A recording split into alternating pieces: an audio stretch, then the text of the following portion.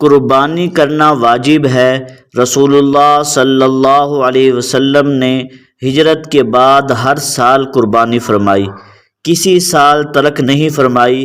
جس عمل کو حضور صلی اللہ علیہ وسلم نے لگاتار کیا اور کسی سال بھی نہ چھوڑا تو یہ اس عمل کے واجب ہونے کی دلیل ہے۔ اس کے علاوہ قربانی نہ کرنے والوں پر آپ علیہ السلام نے وعید ارشاد فرمائی ہے۔ حدیث پاک میں بہت سی وعیدیں ملتی ہیں۔ ایک حدیث میں آتا ہے کہ رسول اللہ صلی اللہ علیہ وسلم نے ارشاد فرمایا، جو قربانی نہ کرے وہ ہماری عیدگاہ میں نہ آئے۔ قربانی کرنے کی بہت سی فضیلتیں وارد ہوئی ہیں۔ ایک حدیث میں آتا ہے کہ حضرت زید بن ارقم رضی اللہ عنہ کہتے ہیں کہ رسول اللہ صلی اللہ علیہ وسلم سے صحابہ کرام نے عرض کیا کہ یہ قربانیاں کیا ہیں؟ آپ علیہ السلام نے ارشاد فرمایا، قربانی تمہارے باپ ابراہیم علیہ السلام کی سنت ہے۔ صحابہ کرام نے پوچھا، ہمارے لیے اس میں کیا ثواب ہے؟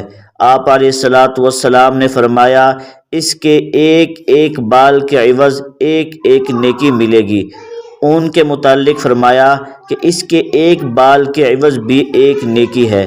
حضرت عائشہ صدیقہ رضی اللہ عنہا فرماتی ہیں کہ رسول اللہ صلی اللہ علیہ وسلم نے ارشاد فرمایا، قربانی کے دن اس سے زیادہ کوئی عمل محبوب نہیں۔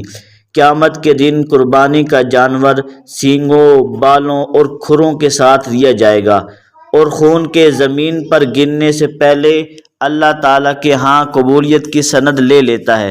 اس لیے ہمیں چاہیے کہ قربانی خوش دلی سے کرنی چاہیے۔